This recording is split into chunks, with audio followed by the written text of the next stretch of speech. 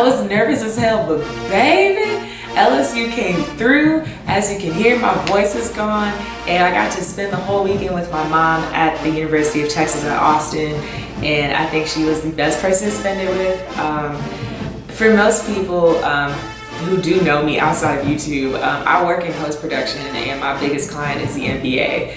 So it's really hard for me to spend Mother's Day with my mom every year because I'm working the playoffs.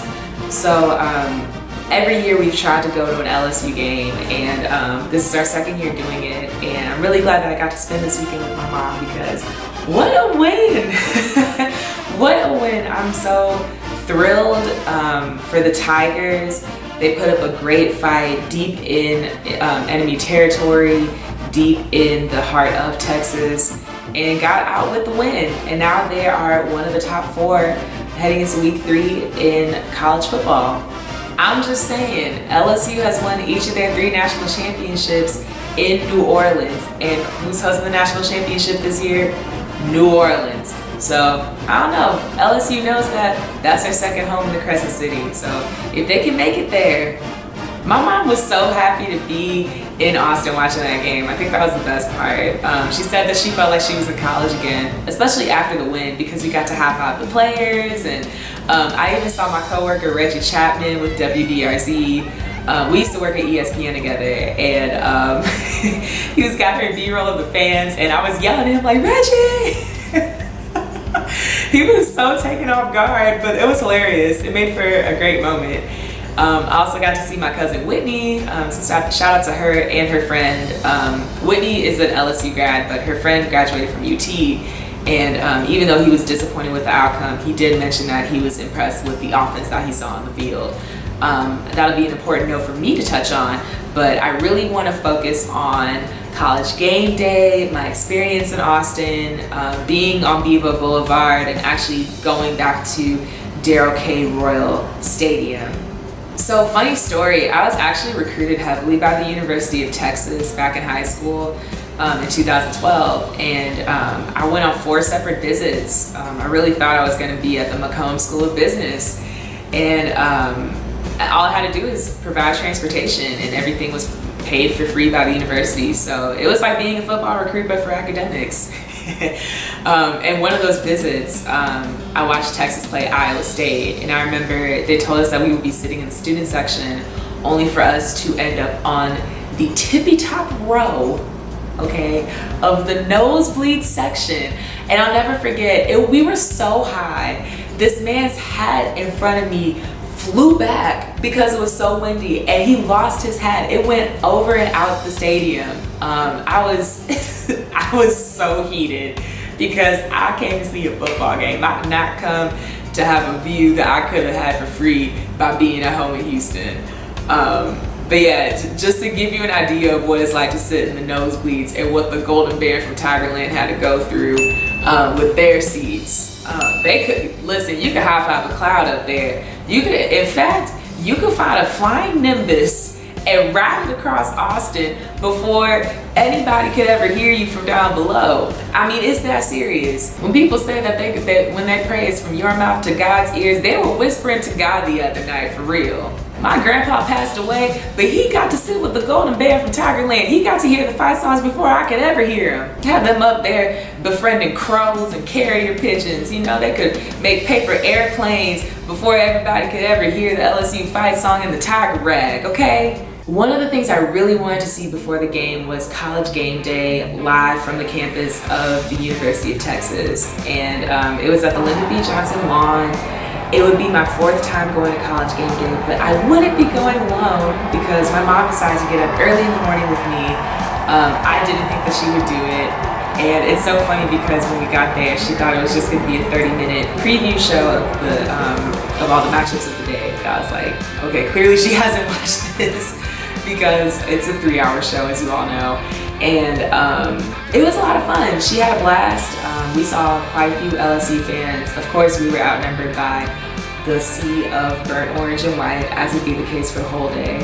But it was a really good time. I found Old Crimson. Of course, they've made an appearance at every College GameDay for the last 20 years, I believe. And there are plenty of Washington State flags, but I did find the white flag with the maroon logo. I saw UCF brought some flags with their undefeated national champions claim.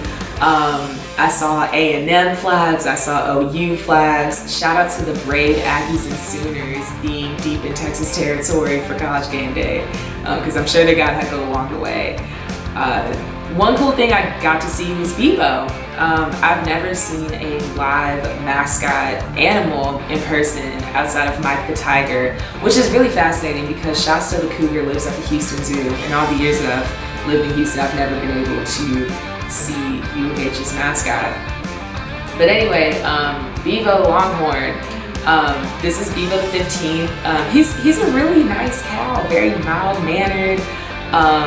You know, I got to see all the Silver Spurs. I know the Silver Spurs were really nice to Mike the 6th when he was going through cancer treatment. They were one of the only mascot handlers in the country to send flowers, along with Tusk, who's Arkansas's mascot, and a couple other schools. So yeah, it was cool to see the Silver Spurs in action, and Bevo did not want to leave.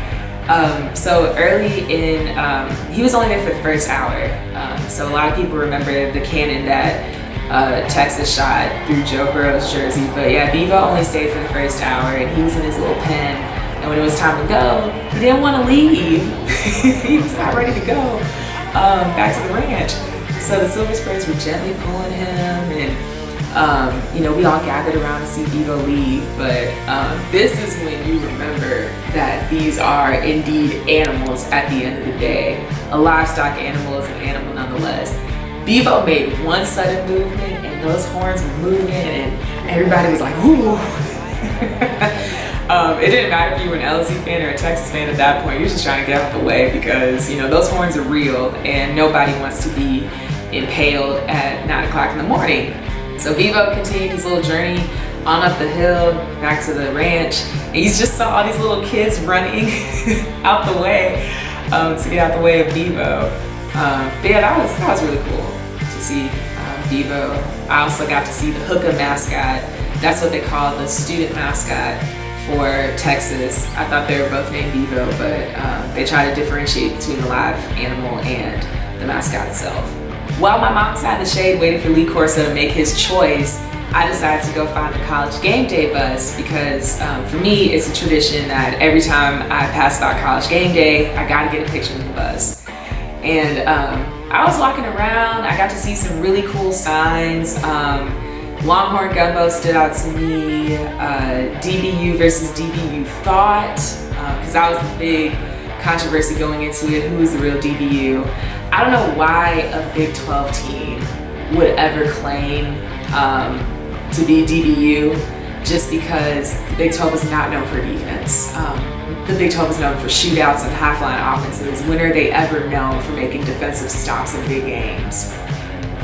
Why would you claim that against an SEC team? Like, the SEC breeds defense, duh. Like, it's just so dumb. I don't know where they decided to come up with that notion. I was looking for the bus, and I ended up coming across it, but no one was taking pictures in front of it. People were just crowded around silently. They had a couple of officers out there. The ABC affiliate was to my left, and that's what really tipped me off to stay there, because anytime a local news cameraman is there, that means something big's about to happen. And I was like, no one's saying it, but I wonder if Matthew McConaughey is in this bus. And sure enough, he was in it. Maria Taylor walked out first, and then 5 minutes later, Matthew McConaughey walked out with his little hook 'em horn sign. He walked to the top of the hill to my right and got in this old school Longhorn edition Lincoln, because, you know, he endorses Lincoln. And he got in it, and it was so funny because it was like leaning, and it was just nothing but Texas Longhorns gear. He had a Longhorn. He had like actual horns on the front of the car on the bumper, and Mike the Tiger was impaled, and his little car horn was the opening lines for their alma mater, which is the Eyes of Texas. So that was hilarious. So yeah, he got to drive right in front of me, and just right place, right time. That's what happens at College GameDay. I know LSU fans have had a problem in the past with Lee Corso choosing LSU over another team on College GameDay, but that would be the only time we would see a Mike the Tiger head in the vicinity of the game itself. Because like I said, like UT did LSU pretty dirty. They're really petty with how they welcome their guests. But yeah, Lee chose wisely at the end of the day. So hey, it all worked out.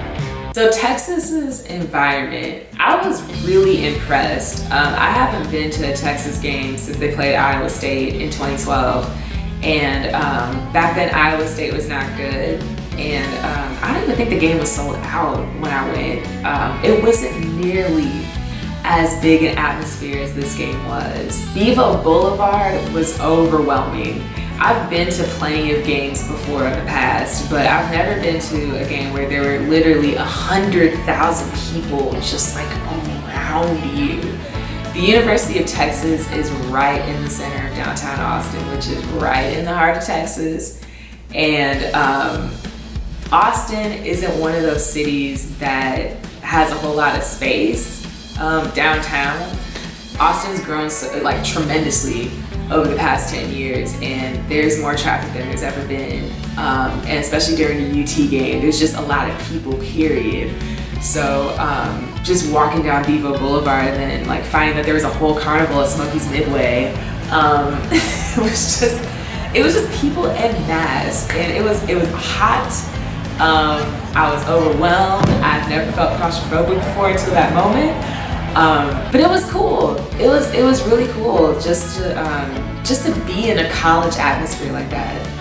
The next thing I would say is that it was definitely loud. I mean, the sound was deafening. Of course, I've been to Death Valley before, but you know, it's different when it's the home team, right? It's different when it's the childhood value Bengals of LSU, okay? When you are a minority in enemy territory, it is a lot. I've not felt that overwhelmed since Miami Notre Dame in 2016 when I actually went to South Bend and watched the game as the only little orange hat behind the Notre Dame Fighting Irish band. But yeah, just like hearing Texas fight as people are walking to their seats. We're not even in the stadium yet, but just being able to hear that overpowering sound to my right, it was intense. It was very intense. The other cool thing about Texas was the University of Texas Hall of Fame.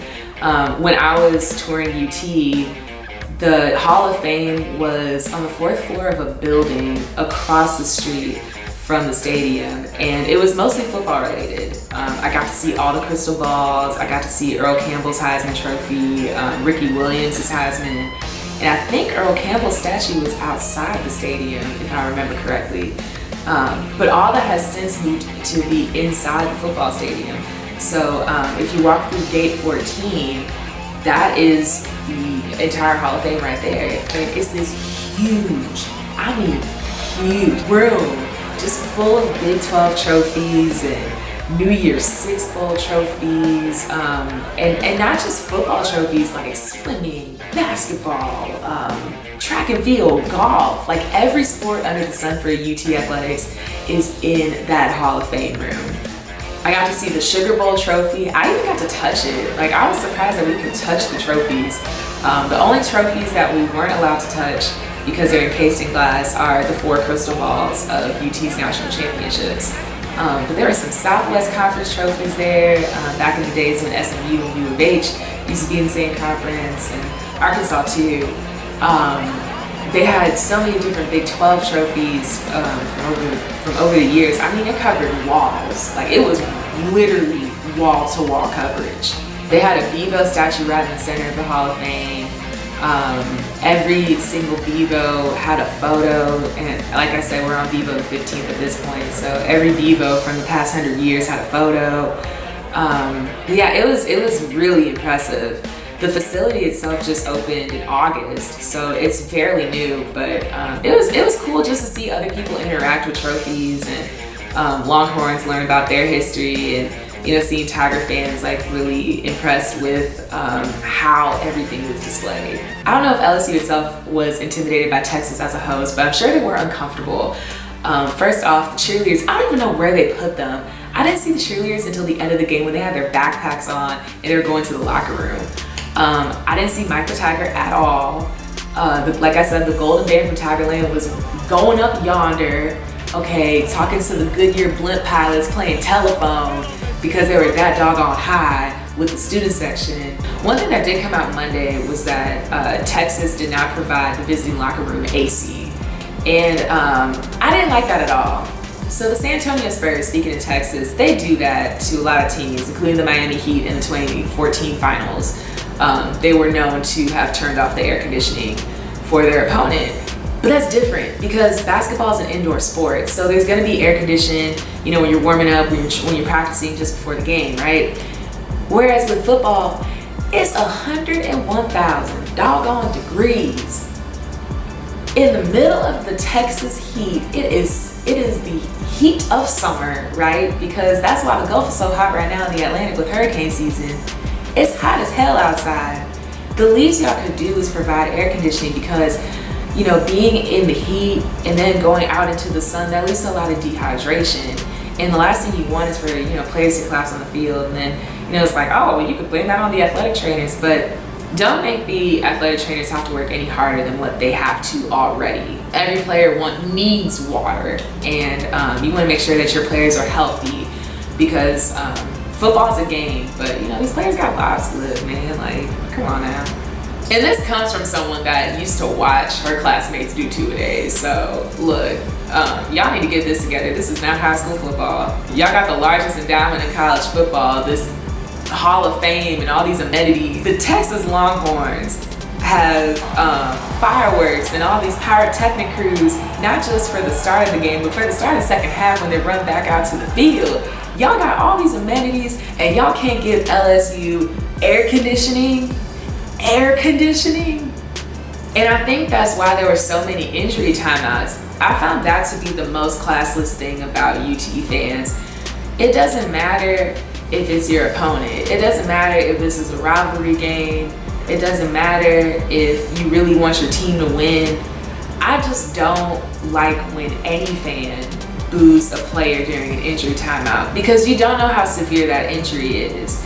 Like, yeah, LSU, it turns out like a lot of those players were cramping, but now we see why. Like, there's no air conditioning, and of course, I didn't see the water incident pregame until I got home, back to the hotel. But still, it's like there's already no air conditioning where they are at half, and they gotta go back out into the sweltering heat. Yeah, they're gonna cramp up, duh. Like, I don't know, I just didn't appreciate that. Because I don't appreciate when people boo as someone's injured or cheer on an injury. Because like I said, it's bigger than football. Like, football's just a game. Like, these players have whole lives to live. And I just didn't think that was a classy move at all by Longhorn fans around the stadium. I know my mom was upset at the lack of tickets that were offered to LSU fans. I felt like that was to be expected though. I mean, you know, it's Texas. They got like all these people. I think they got like, what, 50,000 students and even more fans that want to be there. I mean, it's a wonder we found our seats. We found our seats months in advance, and my mom was getting really stressed because one, they were all pretty expensive, but two, they were all in the nosebleeds, and the last thing I'm gonna do is pay for some doggone nosebleeds when I could get a ticket down low for the same price. So we ended up getting seats on the fourth row right behind the Texas end zone, not the Longhorns end zone because there's no seats over there, but right behind the end zone. And come to find out, based on all the people that we sat around, we had the seats that belonged to Tito, the founder of Tito's Vodka. So shout out to him. I actually do like his vodka. And yeah, thank you so much for the seats. If you ever get to see this, I really appreciate it. I'm sure, you know, you had a great view up in the suites, but again, thank you for making my weekend happen. There were only 30 LSU fans in our entire section, if that tells you anything about the home field advantage that the Longhorns had. So I didn't do a whole lot of trash talking because I was just like, I don't know how safe it's gonna be, you know, being that we're surrounded by all this burnt orange. And then the guy on my left was so rude. I mean, first off, he was super tall and super skinny, so he had like these really broad shoulders, and the way he was positioning himself to stand and watch the game, it was like blocking me, so I had to like stand like this for much of the game. And I felt like, you know, if he were to celebrate, he would be one elbow away from like knocking me in the jaw. And then he got into it with my mom a little bit. I was just like, hold on. I don't know. I just didn't find that to be classy at all. There was a fan who was who couldn't really sit all the way on the bench because apparently like there was someone on our row that wasn't supposed to be there, and he needed someone to move over. So we were trying to move over so that way he could sit down fully because he paid good money for those seats. So my mom was just like, hey, can you please like move over? And he was just like, calm down. And it's just like, yo, it's not that serious. Like, you know, if we were wearing burnt orange, this wouldn't be an issue, you know? I just don't understand like when fans get so like all up in themselves like that. Like, it's not that deep. Everybody's just trying to watch the game and everyone's just trying to have a great time. But yeah, he was just like trying to tell my mom to calm down. And I was like, my mom is calm. She just has to shout because it's loud. You know, oh Jesus. So the game itself, I will say I was very impressed. This is what a top 10 matchup is all about. And I believe this is what college football is all about. You got to see two teams, you got to see big time traditions, and you got to see a team on the road, under pressure, you know, trying to make a name for themselves amid a conference that has had a clear winner, you know, all decade long. Go out there and execute and come out with a hard-fought win. I was very impressed with what I saw offensively from both Texas and LSU. I will say this though, what killed Texas were the little mistakes. And those are things that they're gonna have to clean up if they're going to want to win the Big 12. It starts with the two drives that went to fourth down. Tom Herman decided to go for it on fourth down twice early in the first quarter. And I didn't understand either decision, but especially the second one. The first one was a wide open touchdown. Wide open. I mean, nobody, not one LSU Tiger was over there covering him. And I can't remember who it was, but he dropped the ball. And everyone around us thought he caught it. And then when we saw that he didn't, you know, of course you're gonna celebrate a turnover on downs. Especially that early in the game, because that's a huge momentum swing. And then of course Joe Burrow threw the one interception of the game. It bounced off the helmet of one of his teammates, I believe. And once again, it put Texas back in prime position to capitalize and score a touchdown.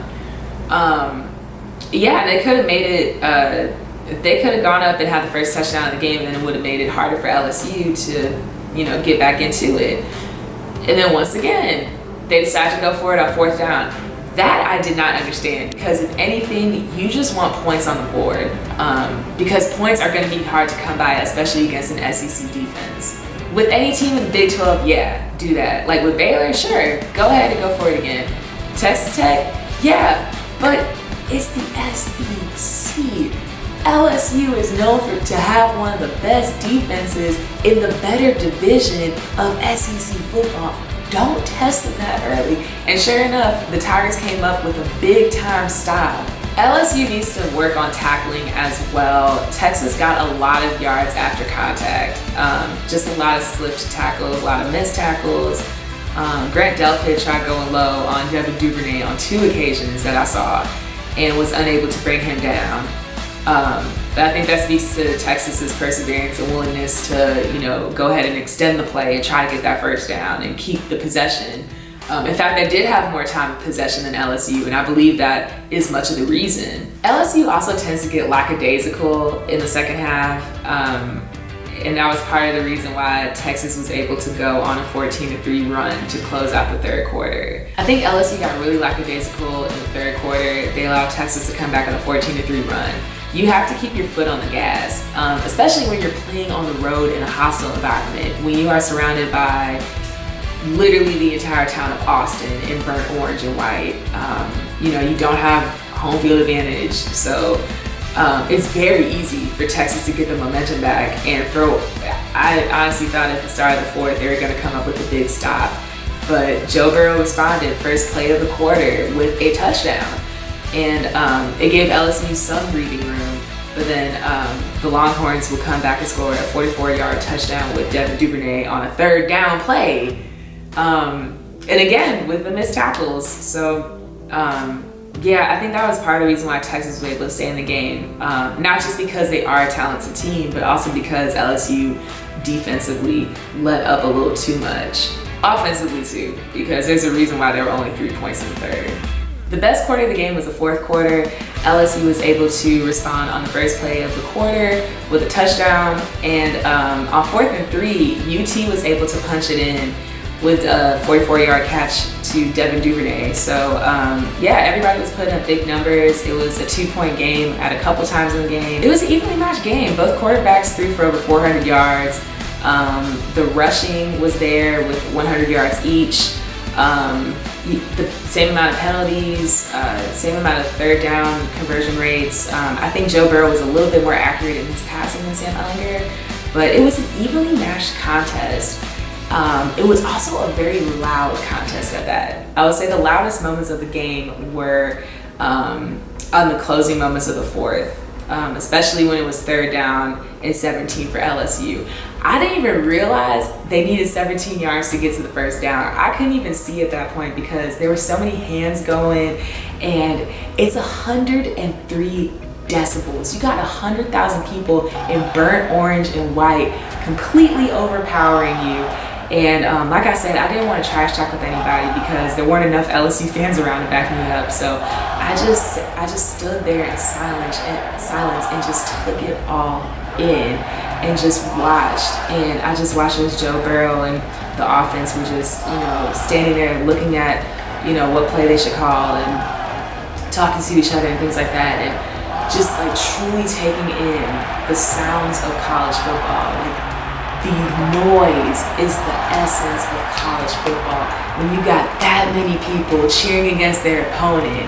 And then what makes it even better is that Joe Burrow was able to silence that with a pass to Justin Jefferson, not just for the 1st down, but then the touchdown. And I let it rip. Absolutely. That's how I lost my voice, because I was so sick. So sick of all these Texas fans talking for 3.5 quarters. I could barely move. I'm standing like this trying to watch the game, and all these Texas fans started leaving. I had space to breathe. I had space to stretch, move my arms, relax. But most importantly, I finally had the capacity to hear the Golden Bear from Tigerland way up yonder, okay? Enough to high five my grandpa and my best friend in heaven and everything, and enough to talk to the Goodyear Blimp Palace and all that. And I could finally do the Tiger spell out and go